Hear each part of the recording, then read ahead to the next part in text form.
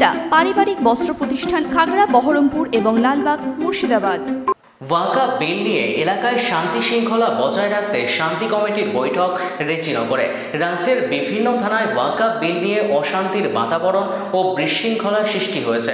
সেই দিককে লক্ষ্য রেখে এলাকায় শান্তি শৃঙ্খলা বজায় রাখতে রবিবার দুপুরে রেজিনগর থানার ভারপ্রাপ্ত আধিকারিক উৎপল দাস এলাকার বিশিষ্ট ইমামদের নিয়ে বৈঠক করলেন।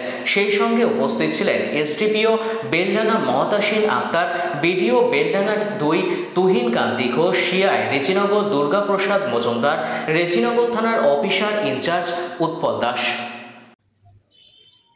ইসলাম মানে সে মুসলমানদের মধ্যেও থাকে সমস্যা বাঁধিয়ে দিয়ে মানুষকে পেরেশান করে। যে আমরা ভারতের যে ব্যক্তি সংখ্যালঘু ভারতবর্ষ যখন কোথায় যাচ্ছ ওনার কথা। আজকে আমাদের রেজিনগর থানাতে আমরা একটা পিস মিটিং, কোঅর্ডিনেশন মিটিং করেছি। সেখানে বেলডাঙ্গা 2 ব্লকের বিডিও সাহেব এবং সিআই রেজিনগর এবং রেজিনগর থানা এলাকার বিভিন্ন জায়গা থেকে মসজিদের ইমাম সাহেবরা, ওনারা সবাই ছিলেন এবং আরও সাধারণ পাবলিকও ছিল। আমরা আজকে মিটিংটা যাতে আমাদের এলাকাতে শান্তি শৃঙ্খলা যাতে বজায় রাখে, আমরা যাতে নিজেদের এলাকা একটা পিসফুলি রাখি, আমাদের এলাকা যাতে কোনো সমস্যা না হয় এবং নিজেদের মধ্যে একটা কমিউনিকেশন এবং কোঅপারেশনটা যাতে থাকে, সেটাকে নিয়ে আমরা আজকে মিটিংটা করেছিলাম। মিটিংটা ভালোভাবে সাকসেসফুলি হয়েছে এবং আমাদের এখানে রেজিনগর থানা এলাকা যারা ইমাম সাহেবরাও ছিলেন এবং অন্যান্য ব্যক্তিরা ছিলেন, তারাও নিজেদের বক্তব্য রেখেছেন।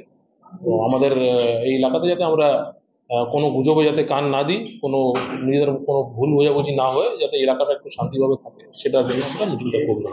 আমরা সবার কাছ থেকে ভালো ফিডব্যাক পেয়েছি, পজিটিভ ফিডব্যাক পেয়েছি। এখানে যারাই এসেছিলেন তারা সবাই দায়িত্ববান ব্যক্তিরা এবং ওনারা সবাই প্রশাসনের উপর সাথে হাত মিলিয়ে যাতে এই এলাকাতে কোনো অশান্তি যাতে না ঘটে, সেটার ওনারা আমাদেরকে পজিটিভ ফিডব্যাক দিয়েছেন এবং আশা করছি এটা খুব পজিটিভ এবং পিসফুল আমাদের এলাকাটা। সেটা যেটা হয়েছিল সেটা আমাদের সার্বিক ব্যাপার নয়, আর এটা হচ্ছে আমাদের অল ইন্ডিয়া সার্বিক মুসলমানদের ধর্মীয় প্রতিষ্ঠান।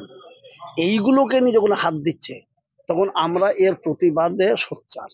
যতক্ষণ পর্যন্ত সেই বিল প্রত্যাহার না করবে আমরা শান্তিমূলকভাবে এ আন্দোলন চালাতে চাই। এই আন্দোলনের আসল উদ্দেশ্যই হচ্ছে আমাদের ওয়াকফ বিল প্রত্যাহার করা। কেন? আমার বাপদাদার সম্পত্তি আমি ভোগ করব, তাতে আপনি হস্তক্ষেপ করার কে? যদি করতেই হয় তাহলে আমাদের সকলকে নিয়ে সম্মতি নিয়ে তারপরে করুন, কিন্তু বিরোধিতার লোক থাকবে প্রচুর, আর তাদেরকে ওভারটেক করে আপনি 2-4টে লোক বেশি বলে আপনারা করে নেবেন, সেটা তো আমরা মানতে চাই। 1 নম্বর। 2 নম্বর কথা, ওয়াকফ সংস্থা, ওয়াকফ বিল তো আছে একটা, ওয়াকফ ফন্ড বলে একটা ফন্ড আছে, মাইনরিটি ফরম। তো সেই মাইনরিটি ফরম ওয়াকফ এটা সম্পত্তি, সেটা বরাবর আছে। তো এটাকে আবার নতুন করে সংশোধন করার কারণটা কি হলো বুঝতে পারছি না। যার কারণে ওয়াকফ বিল যতক্ষণ পর্যন্ত প্রত্যাহার না করবে আমাদের এই আন্দোলন দীর্ঘায়ু হবে, শান্তিপূর্ণভাবে, অশান্তিপূর্ণভাবে নয়। সরকারের যে জিনিসই নষ্ট করবো সেটা আমাদের সম্পদ নষ্ট হবে, এটা আমাদের বুদ্ধি আছে।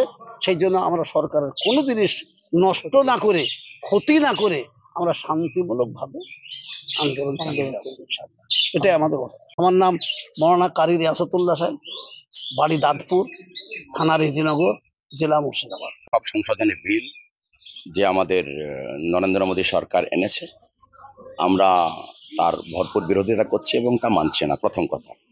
কিন্তু দ্বিতীয় কথা হচ্ছে ওয়াকফ সংশোধনী বিলের প্রতিবাদ করতে যে তাণ্ডব চলছে, এটা কাম্য নয়। এর জন্য আমি সকল জনগণকে অনুরোধ করব, জাতি ধর্ম দলমত নির্বিশেষে যারাই প্রোটেস্ট করছেন, আন্দোলন করছেন, তারা শান্তি শৃঙ্খলা বজায় রেখে মুসলিম পার্সোনাল ল বোর্ড যে নির্দেশিকা দিয়েছে এবং পুলিশ যে আমাদের প্রশাসন আছে যে নির্দেশিকা দেবে, তাদের নির্দেশিকা এবং গাইডলাইন মেনে আপনারা সকালে প্রোটেস্ট করুন, আন্দোলন করুন। এই আন্দোলন দীর্ঘস্থায়ী হতে হবে। যতদিন এই আইন প্রত্যাহার না করছে জমিয়ত উলামায়ে হিন্দ, উলামায়ে কেরাম, মুসলিম পার্সোনাল ল বোর্ড এই আন্দোলন চালিয়ে যাচ্ছে এবং চালিয়ে যাবে। আমাদের এখন কেবলমাত্র শুরু।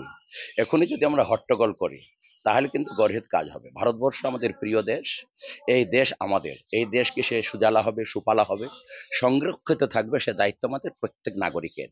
এবার আন্দোলন নামে যদি দেশের জাতীয় সম্পদের ক্ষতি করি, পুলিশকে আঘাত করি, তারপর কাউকে মারি, কাউকে ধরি, কাউকে কষ্ট দিই, তাহলে এটা ইসলাম বিরোধী কাজ হবে, ইসলাম বহির্ভূত কাজ হবে। তাহলে ইসলামকে রক্ষা করতেই যে যদি ইসলাম বহির্ভূত কাজ করি, তাই এর কাজের কোনো মানে হয় না।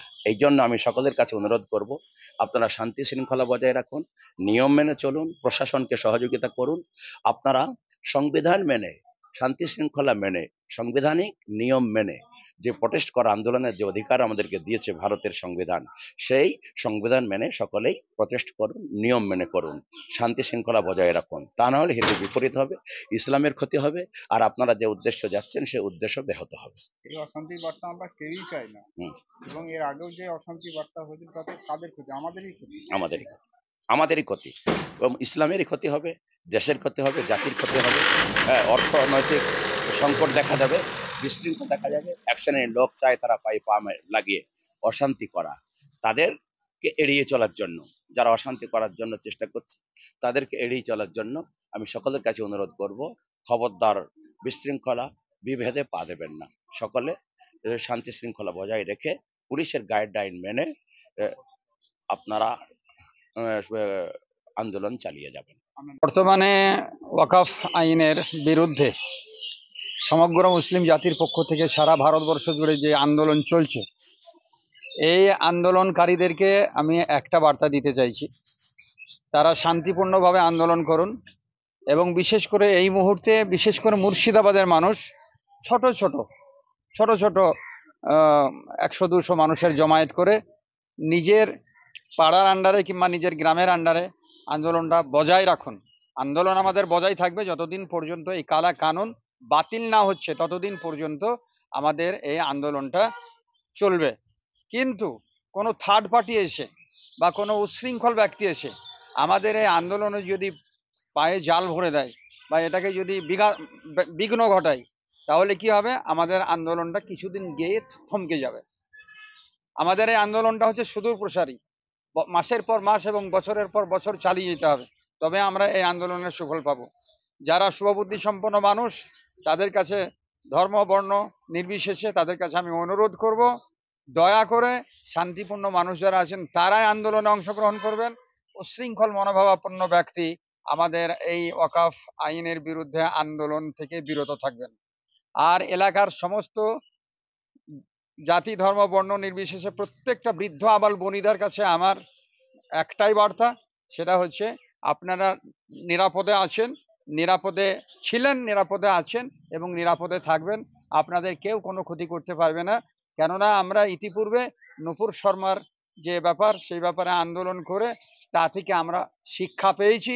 সুতরাং আমরা গোয়ালপোড়া গরু, আমরা বুঝতে পারছি যে আমরা শান্তিপূর্ণভাবে আন্দোলন করছি এবং থার্ড পার্টি এসে তাতে একটা বিঘ্ন ঘটাচ্ছে, যার কারণে একটা আগুন লেগে যাচ্ছে। আর ফল হিসাবে কি হচ্ছে? যারা আগুন লাগাচ্ছে তারা ছাড়া পেয়ে যাচ্ছে, আর নিরপরাধ মানুষগুলো জেল খেটে মরছে। সেই জন্য আমি অনুরোধ করব, এলাকার মানুষ শান্তিতে আছেন শান্তিতে থাকুন, নিরাপদে আছেন নিরাপদে থাকুন, কোনো রকমের কোনো অশান্তি হবে না। এটা ইমাম সংগঠনের পক্ষ থেকে আমি ডিস্ট্রিক্ট সভাপতি হিসেবে আপনাদের কাছে ভরসা দিলাম। ওয়েস্টার্ন আউটফিট, ফ্যান্সি চুড়িদার, শাড়িতে রকমারি রঙের সমাহার, ফ্যাশনে এসেছে আজ নতুন সুনিতা, সুনিতা তোমার আমার, আজ পুজোর হাওয়া নতুন চাওয়া, পোশাকের আমি সুনিতা মন ছুঁয়ে যায়। সুনিতা, সুনিতা, সুনিতা সবার। সুনিতা 309 নেতাজি রোড, খাগড়া, বহরমপুর, মুর্শিদাবাদ।